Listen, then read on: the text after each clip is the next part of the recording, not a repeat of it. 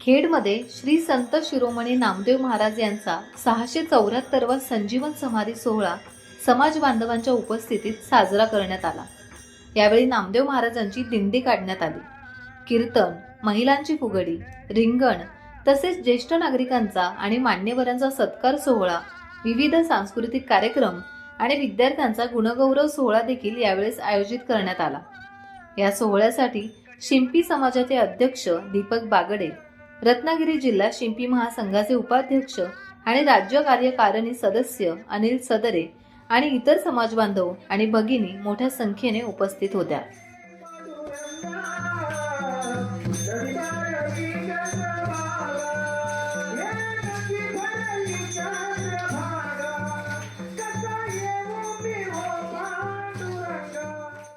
Times डिजिटलला like करा, subscribe करा, share करा आणि बेल आयकॉन दाबायला विसरू नका।